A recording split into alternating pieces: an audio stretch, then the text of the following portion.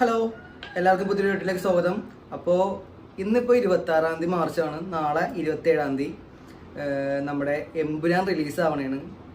ആ സമയത്ത് നമ്മുടെ തുടരും എന്ന് പറഞ്ഞൊരു ലാലേട്ടൻ്റെ മൂവി ഉണ്ട്, തരുൺ മൂർത്തിയുടെ. അതായത് മുമ്പ് പുള്ളിയുടെ പടങ്ങളായിരുന്നു സൗദി വെള്ളിക്ക, ഓപ്പറേഷൻ ജാവേക്ക നല്ല അടിപൊളി ത്രില്ലറായിരുന്നു. ഞാൻ പിന്നെ റിപ്പീറ്റ് ചെയ്ത് കാണുന്ന ഒരു പടമാണ്. ആ പടത്തിൻ്റെ ട്രെയിലർ ഇന്നിപ്പോൾ ഇവിടെ ഇറക്കി വിട്ടേക്കുക. ശരിക്കും പറഞ്ഞിട്ടുണ്ടെങ്കിൽ ഈ പടം ജനുവരി റിലീസ് ആവേണ്ടതായിരുന്നു. മാർച്ചിൽ എമ്പുരാൻ ആ ഒരു രീതിയിലായിരുന്നു ആദ്യം ഷെഡ്യൂൾ ചെയ്തിരുന്നത്.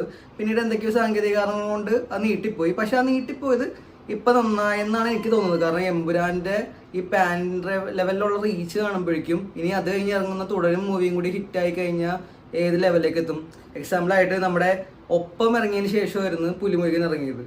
അപ്പോൾ ഒപ്പം കിടിലം പടമായിരുന്നു. പക്ഷെ പുലിമുരുകൻ്റെ ആ ഒരു ഇറങ്ങിയ ഓളത്തിൽ ഒപ്പം മുങ്ങിപ്പോയെന്ന് എനിക്ക് തോന്നിയായിരുന്നു. അതേപോലെ പുലിമുരുകന് ശേഷം ഒപ്പം വന്നെങ്കിലോ ഒപ്പവും പുലിമുരുകൻ പോലെ വലിയൊരു ഹിറ്റാവേണ്ട പടമായിരുന്നു. അതേപോലെ ഇപ്പോൾ എമ്പുരാന് ശേഷം തുടരും ഇറങ്ങി കഴിഞ്ഞിട്ടുണ്ടെങ്കിൽ അതും ആ ഒരു അവസ്ഥയായിരിക്കും. അപ്പം തുടരും എന്നുള്ളൊരു ട്രെയിലർ ഇന്ന് റിലീസ് ചെയ്തപ്പോൾ എനിക്ക് തോന്നിയൊരു കാര്യം, മറ്റേ ചോട്ടോമ്പയിൽ കലാഭമണി സായികുമാറിൻ്റെ അടുത്തിരിക്കുന്ന ഡയലോഗ് ഉണ്ട്, നിന്റെ മരണം കണ്ട് പകച്ചിരിക്കുമ്പോൾ നിന്റെ മകനെ ഞാൻ കൊല്ലുന്നു. അതേമാതിരി എമ്പുരാൻ്റെ ഈ ഓളം കണ്ട് പകച്ചിരിക്കുന്ന സമയത്താണ് തുടരുമിൻ്റെ ട്രെയിലർ ഇറക്കി വിട്ടേക്കണേ.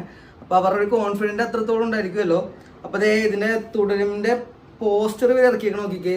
ലാലേട്ടൻ്റെയും ശോഭനയുടെയൊക്കെ ഒരു പഴയൊരു ഫോട്ടോയാണ് നമ്മൾ നാടോടിക്കാറ്റിലൊക്കെ കണ്ടിട്ടുള്ളത്. അത് തന്നെ നമുക്കൊരു ഫ്രഷ് ഫീൽ തുടങ്ങുന്നു. അപ്പോൾ നമുക്ക് കണ്ടു തുടങ്ങാം ട്രെയിലർ. ആദ്യ ഫ്രെയിം നല്ല ലാലേട്ടൻ. പണ്ട് എന്നെ കണക്ക് പിടിച്ചൊരു സാറുണ്ടായി.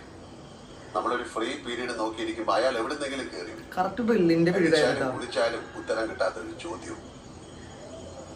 ഉത്തരം കിട്ടൂല. മണിയമ്പിളരാജു അടിപ്പുറത്തുള്ളത് പുള്ളി നല്ല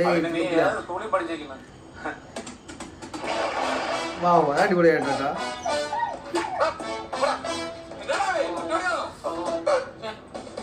ബ്രോഡാഡി അതിന്റെ അതേമാതിരി ചില്ലായിട്ടിങ്ങനെ പോലെ.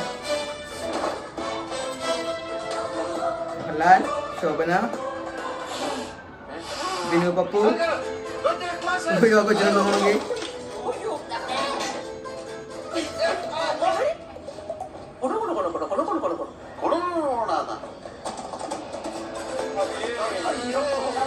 ലാലേട്ടൻ ഇങ്ങനെ തിരിച്ചുകൊണ്ട് എത്ര നാളായല്ലേ.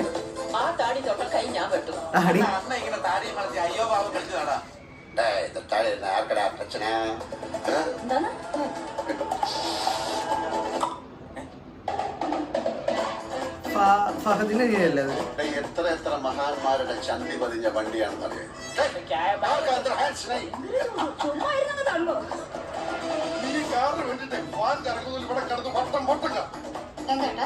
വണ്ടിയുടെ എന്തൊരു ഇഷ്യൂ ഉണ്ട്.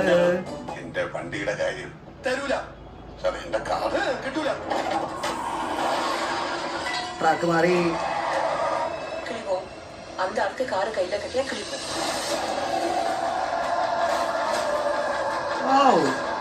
ഒരടി മഴ നനയാലല്ല കുട്ടിച്ചാ. എല്ലാരും കൂടെ എന്നെ ഇങ്ങനെ മഴയത്ത് നിർത്തിയൊക്കെ. അടിപൊളി ഫ്രെയിം. തുടരും.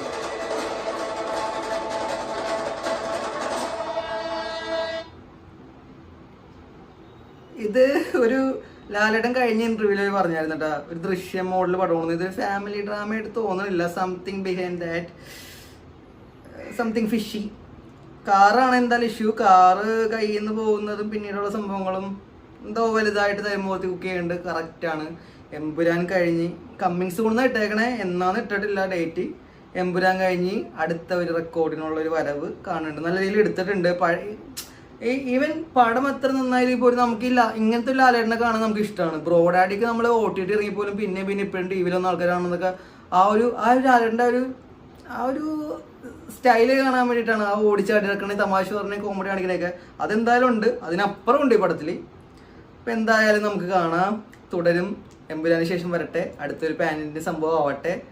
തരുൺ മൂർത്തിയുടെ തുടരെയുള്ള ഹിറ്റുകളുടെ ചരിത്രം പിന്നെയും ആവർത്തിക്കട്ടെ. അപ്പോൾ അടുത്ത വീഡിയോ കാണുന്നവരെ എല്ലാവർക്കും ബൈ.